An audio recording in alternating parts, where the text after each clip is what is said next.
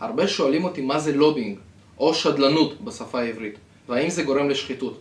אז תנו לי לספר לכם מה זה לובינג, להגיד לכם שזה לא בהכרח גורם לשחיתות, ולהגיד משהו מאוד מאוד קשה, שבמערכת השלטונית שלנו, כנראה הלובינג הוא פשוט חיוני. שדלנים קיימים בחברות מסחריות, שחברות סוחרות אותם, את השירותים שלהם, ואז הם רצים בין מסדרונות הכנסת, מול מקבלי החלטות, מול חברי כנסת, מנסים להשפיע, להוכיח, להראות שבאמת האינטרס של החברה שלהם הוא האינטרס הנכון והצודק. יש גם שדלנים שהם לא בדיוק שדלנים, הם בעצם עובדים בתוך חברה, והתפקיד שלהם למשל מנהל קשרי ממשל, סמנכ"ל קשרי ממשל, שהם עובדים בתוך החברה, בחברת אורנג', בחברת פלאפון, בחברת יס, והתפקיד שלהם הוא בעצם הקשר מול ועדות הכנסת, מקבלי ההחלטות, חברי הכנסת, שרים, זה מה שהם עושים. עכשיו, תנו לי לספר לכם משהו. חבר כנסת שרוצה לחוקק הצעת חוק, רוצה ליזום דיון, הוא צריך לקבל מידע. מאיפה הוא יכול לקבל מידע בנושא של המים? מקורות, רק מחברת מקורות. מחברת החשמל הוא יקבל את כל המידע שהוא צריך לנושא של האנרגיה, של החשמל בישראל. בנושא של תחבורה ציבורית, כנראה זאת תהיה חברת אגד. עכשיו, אם הוא פשוט יפנה לחברה וינסה לקבל את המידע, יקרו שני דברים.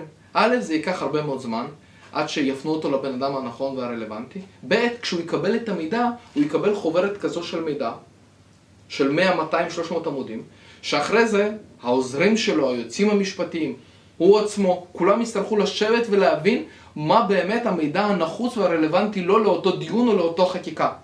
דבר שיקח שעות, ואנחנו יודעים שבעצם כמות העוזרים שיש לחבר כנסת היא מאוד מאוד מצומצמת. במקום זה, הוא יכול לפנות לאותו שדלן של אותה חברה. כי לאותם החברות יש שדלנים ולוביסטים בכנסת. ולהגיד להם אנחנו צריכים א', ב', ג'. המומחיות של אותם שדלנים שהם מכירים בעצם מה חבר הכנסת צריך ובאיזה צורה לקבל את החומרים, הוא ינגיש להם את כל החומר, יתמצת אותו בצורה עובדתית נכונה, ככה שיוכל להשתמש בו בקלות רבה יותר. אין חשש שהנתונים שהוא יקבל יהיו בעצם נתונים עובדתיים נכונים. אין חשש מסיבה אחת פשוטה. מספיק שפעם אחת לוביסט, פעם אחת, יסלף מידע, ישקר, ישים איזשהו מידע לא נכון, רישיון הלוביסט שלו יישלל, והוא לא יהיה רשאי יותר לעבוד במקצוע הזה. משהו שאני בטוח שכל לוביסט או כל בעל מקצוע דואג לו מאוד. לכן, הנתונים והעובדות שיספק אותו שדלן או לוביסט לחבר הכנסת תמיד יהיו מהימנים ויהיו נכונים ויהיו בנויים בצורה הטובה והמתאימה ביותר לחבר כנסת. מה המסקנות שאמורות להיות מוסקות מאותו המידע? זו כבר שאלה אחרת. אז הלוביסט יסיק מסקנות א', החבר כנסת יודע מאיפה הגיע מידע והוא רשאי על סמך אותם עובדות להסיק כל מסקנה אחרת. אבל הוא חסך הרבה זמן בליצור קשר עם אותה חברה, הרבה זמן בניתוח המידע, וכרגע הוא יכול ליזום את הדיון שהוא רצה מהיום למחר, ולא לחכות שבוע, כאשר אותו דיון כבר פשוט לא יהיה רלוונטי. כולנו יודעים מה המהירות שבה הדיונים והנושאים חולפים על פנינו בתקשורת. אני אספר לכם עוד משהו.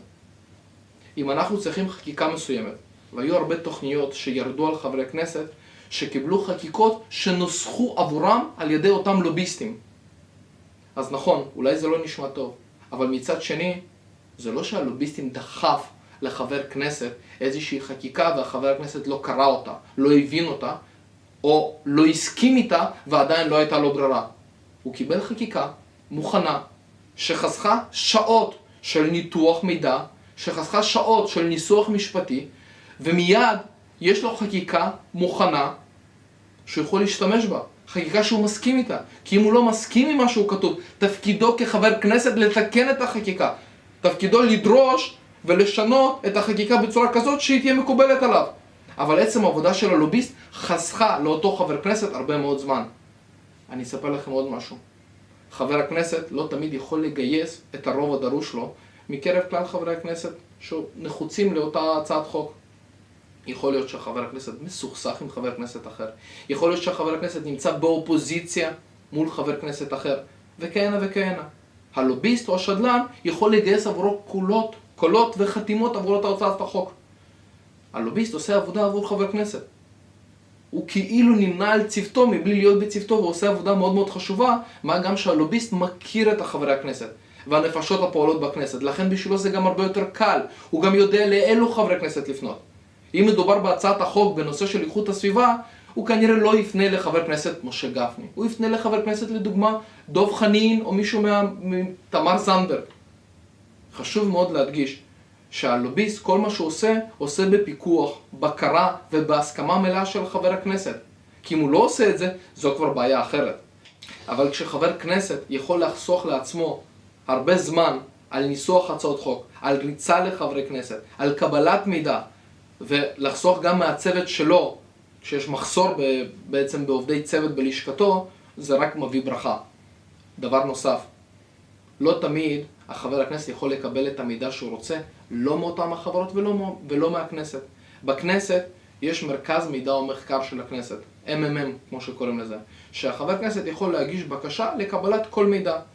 ובעצם אותה מחלקה של מרכז מידע ומחקר של הכנסת אמורה להניב לו איזשהו סיכום ממצה של אותה הסוגיה בצורה הכי אובייקטיבית שיש, לא מוטת פנים, שזה דבר מבורך מאוד.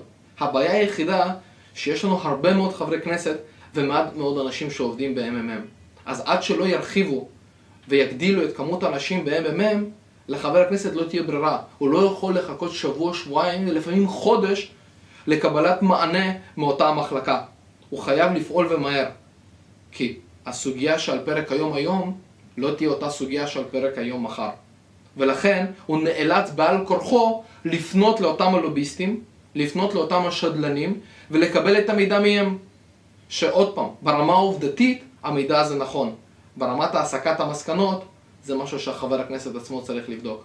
לכן, מה שאני בא להגיד לכם, כל עוד החבר הכנסת לא נותן ללוביסט או לשדלן לחצות את הקווים, כל עוד הוא לא נותן לו להשפיע עליו יתר על המידע, והחבר הכנסת יודע מהי טובת הציבור ויודע להפעיל את השדלן בצורה טובה, הוא יכול בעצם להיות יועץ חיצוני מעולה שמכיר גם את נבחרי הכנסת וגם שולט בהמון מידע ומשאבים אחרים שנמצאים ברשותו.